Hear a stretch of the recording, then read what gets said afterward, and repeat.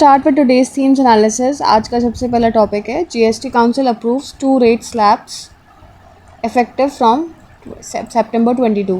So government keeps slabs at 5% and 8%, introduces special 40% rate for goods such as tobacco and luxury items, removes tax on life insurances, health policies, and move is likely to reduce the prices of daily use goods, food items, life-saving medicines and cement.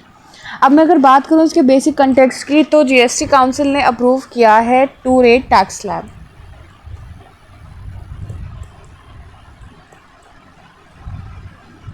जो कि effective होगा from September 22। M क्या है? Simplifying GST, reduce the prices of essential items and improve compliance, जो कि मैंने आपको पहले ही बता दिया। अब की फीचर्स क्या है न्यू जीएसटी स्ट्रक्चर का? तो सबसे पहला 2 स्टैंडर्ड रेट्स होंगे, जिसमें 5% एंड 18% का स्लैब रहेगा। 5% वाले गुड्स जो हैं they will be for daily use good and essential services, और 18% वाले जो गुड्स रहेंगे mostly they would be for goods and services, other goods and services. ठीक है। अब स्पेशल 40% रेट स्लैब, जो कि मैंने आपको पहले भी बताया है कि ये टोबैको, एल्कोहल, लग्जरी आइटम्स कैसे? यानी जो याच होते हैं, याचेस, private jets, luxury cars etcetera, इनके ऊपर लागू होंगे। सेक्टर्स इम्पैक्टेड कौन कौन से हैं? सबसे पहला हेल्थ इंश्योरेंस का जो सेक्टर है and life insurance premium sectors हैं, दे विल बिकम चीपर, तो ये एक बेनिफिट मिलेगा। Then food items, essential medicine and household items will also be benefited, यानी इनके भी प्राइजेस गिर जाएंगे। No GST on certain categories, किन कैटेगरीज पे जीएसटी नहीं रहेगा? तो सबसे पहला education and health care sector, जो कि एग्जेम्पशन पे रहेंगे। So this will improve affordability in social sectors. Revenue impact क्या है? Simplification is expected to reduce litigation and compliance burden. Estimated revenue neutral with better compliance and wider tax base. What are the probable questions for prelims? तो सबसे पहले आपको GST के जो भी council members हैं, मेंबर स्टेट्स हैं, जो भी स्ट्रक्चर है इसका मेंबरशिप का,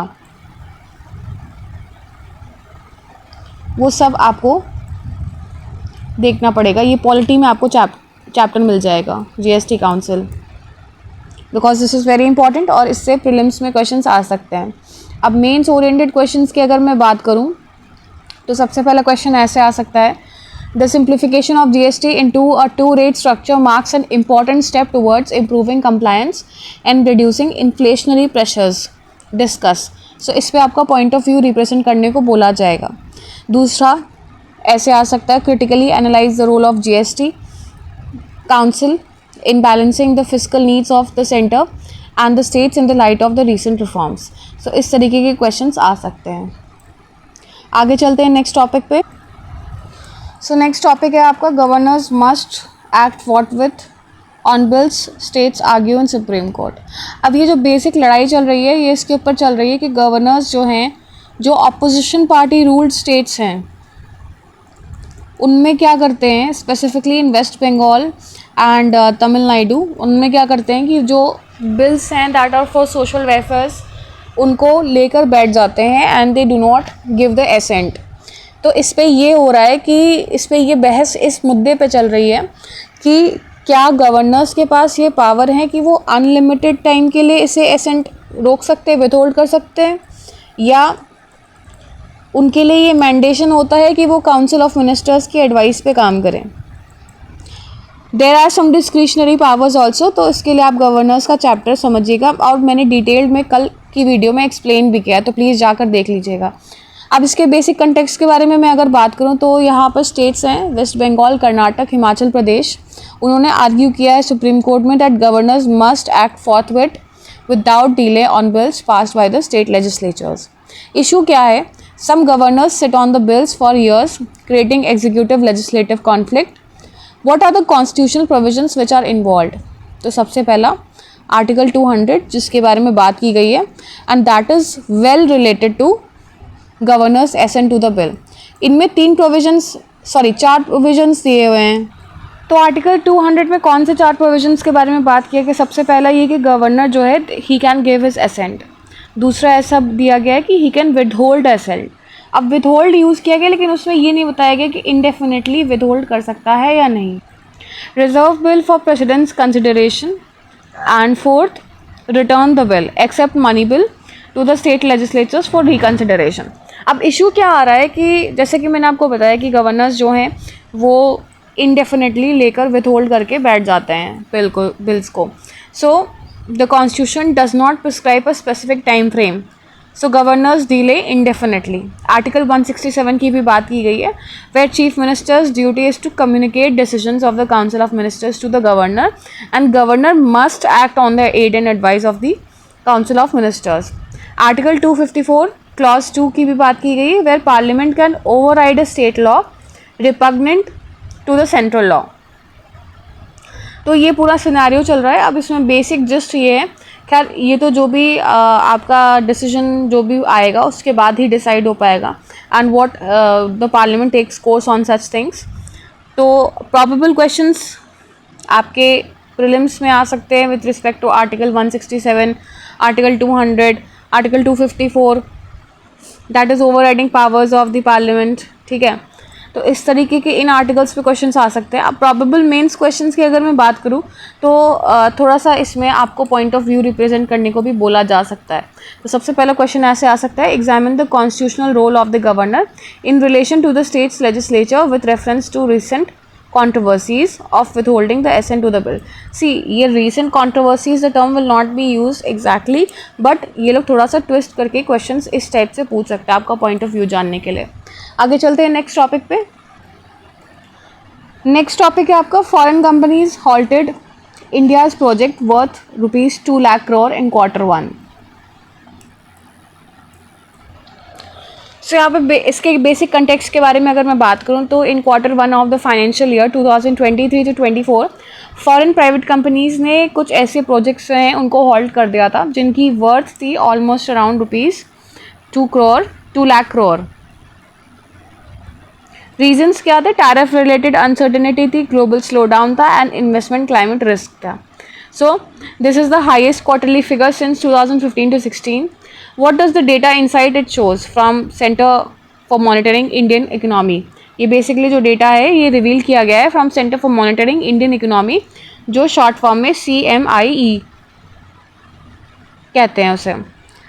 सो total drop projects in Q1 is around ₹1.97 lakh crore, higher by 120% than the Q1 last year, फिर 570% higher than long term quarterly average. And trend क्या है? Increasing abandonment of the large scale private foreign projects. Reasons for project halts: tariff related uncertainty, instability in the trade policy discourages the long term investment, and global economic slowdown reduces the investors appetite।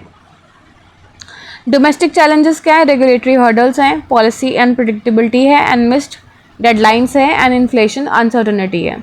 सो इसका implication क्या पड़ेगा Indian economy पे? सबसे पहला, foreign investment flows जो हैं, foreign, let me right it down, foreign investment flows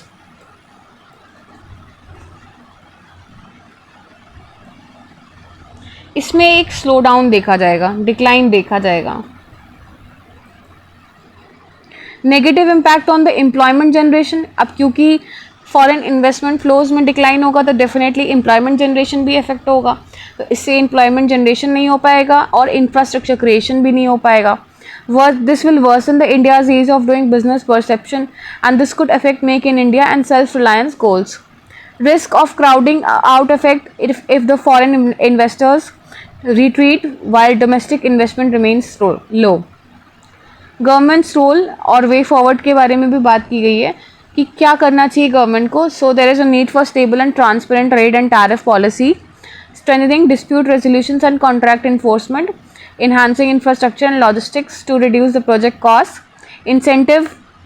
incentivizing the long term FDI through production linked incentive schemes, जिन्हें short form में PLIs भी कहते हैं।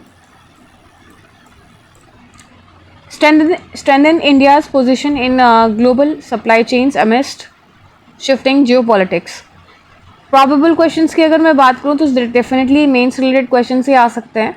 तो सबसे पहला क्वेश्चन ऐसे आ सकता है, examine the role of tariff stability and trade policy predictability in attracting long term foreign investments. दूसरा ऐसे आ सकता है, discuss the recent trend of foreign companies halting investment projects in India.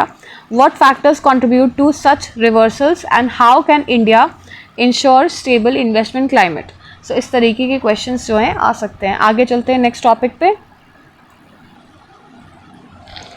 So next आपका topic है concealing a judge's dissent eroding the judiciary authority। अब मैं यहाँ पे इसके आर्टिकल के कंटेक्स्ट के बारे में बताऊँ तो ये आर्टिकल बेसिकली डिस्कस करता है about the concerns of the Supreme Court of India not publishing the dissent opinion of Justice Sanjay Kishan Kaul in Election Commissioner and other election commissions, appointment, condition of service and term of office bill case 2023। issue क्या है? dissent है। dissent is a core part of the judicial decision making in a democracy. Hiding it undermines the judicial authority and public trust. So what is the significance of the dissent? Dissent होने से सबसे पहला transparency and accountability maintain रहती है। Then this will help future jurisprudence evolve and upholds constitutional values by showcasing alternative reasoning. Concerns क्या है? Non publication of dissent can create the impression of executive influence or judicial opacity, erodes the citizens' right to know the judicial reasoning, and this may also weaken the public faith in judiciary as the guardian of fundamental rights. Judicial tradition की अगर मैं बात करूँ, Indian Constitution envisages an independent judiciary where dissents, example Justice H.R. Khanna in ADM Jabalpur case 1976, have later shaped the constitutional law. What is way forward which is being said over here? Ensure publication of all dissenting opinions, reaffirm the judicial independence through transparency, strengthen judiciary accountability while resisting political pressures. Probable questions कैसे आ सकते हैं? Mains oriented questions ही आएंगे। सबसे पहले ऐसे आ सकता है, judicial assent is the life blood of a constitutional democracy, critically examined in the Indian context. Now this is very important question. You need to write an answer over it because it will help you analyze your answer writing ability and also help you in recreating your mind with such thoughts.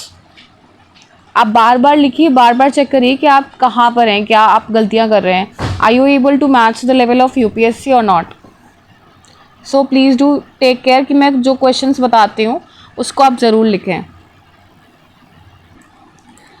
Next आपका topic है, India's recent maritime reforms need course correction. अब इस article के basic context के बारे में मैं अगर बात करूं तो India has undertaken recent reforms in the maritime sector including the Indian ports bill 2020। Wait, let me see where is it. It is 2025 यहाँ पर दिया हुआ है। And initiatives like the Sagarmala and maritime India vision to boost the shipping and port development. अब concerns क्या raise हैं? सबसे पहले एक्सेसिव सेंट्रलाइजेशन का डर है।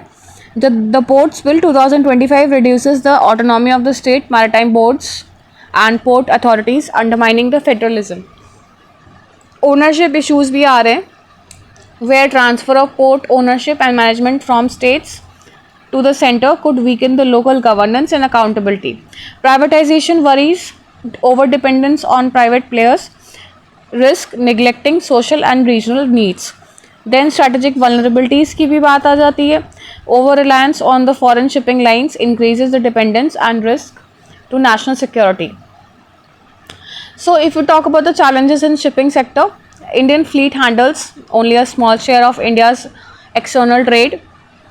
Despite being the fifth largest economy, dependence on foreign vehicles leads to high freight cost and outflow of the foreign exchange. Weak domestic shipbuilding, limited financing options, and the global competition hinders the growth.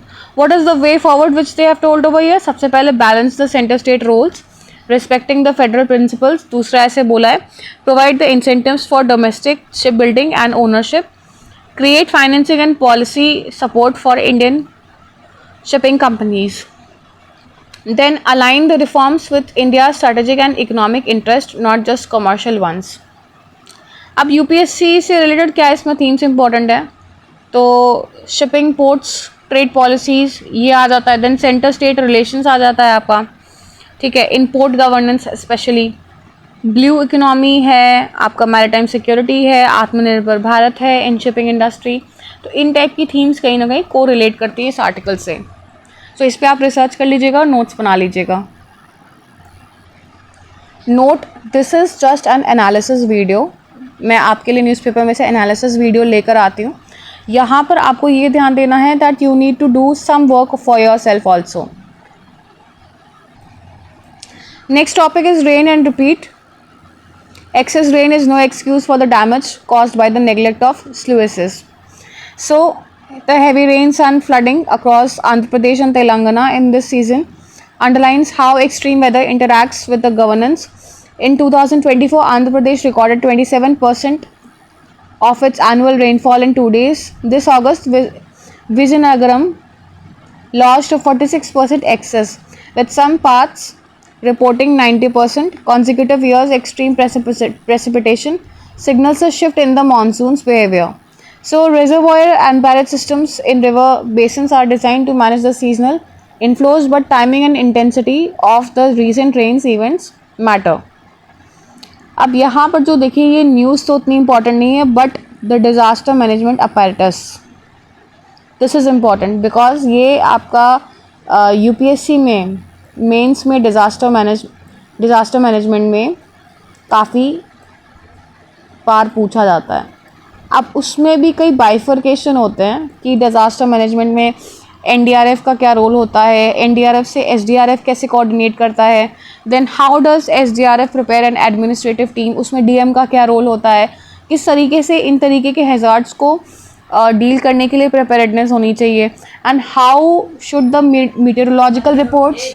सो इस aspect में ये बहुत important है। आगे चलते हैं next topic पे। So next आपका टॉपिक है, should reservations exceed 50% cap. The debate on whether reservations should exceed the 50% ceiling arises from the growing demands by the communities like the Marathas, Patidars, Jats, etc. Article 15 and Article 16 के बारे में भी बात की गई of the Constitution that guarantees equality while allowing the special provisions for socially and educationally backward classes, SEBCs, SCs and STs. The Supreme Court in the Indira Sawhney case upheld 50% cap, stressing formal equality, equal treatment for all. However, advocates of exceeding the cap argue for substantive equality, addressing historical disadvantages and unequal starting points. Recent developments like the 102nd and 103rd Constitutional Amendment Acts regarding the EWS quota, OBC subcategorization have opened the debate.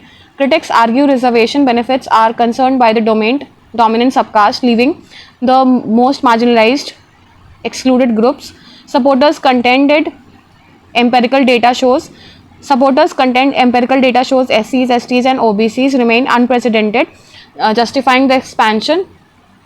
The way forward lies in balancing the merit, equality and social justice while ensuring reservations reach the truly disadvantaged.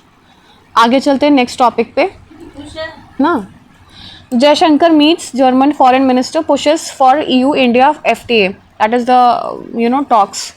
External Affairs Minister S. Jaishankar met German Foreign Minister Johann Wadephul in New Delhi to strengthen the bilateral ties and expedite negotiations on the long-term pending India-EU free trade agreements. Both sides stressed that a trade deal would stabilize the global economy and serve as a ballast amidst the geopolitical uncertainty.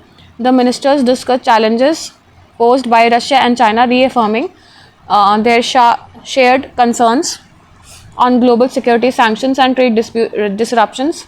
India and EU have committed to accelerate FTA talks, with negotiators expected to meet more frequently to reach a conclusion by end 2025.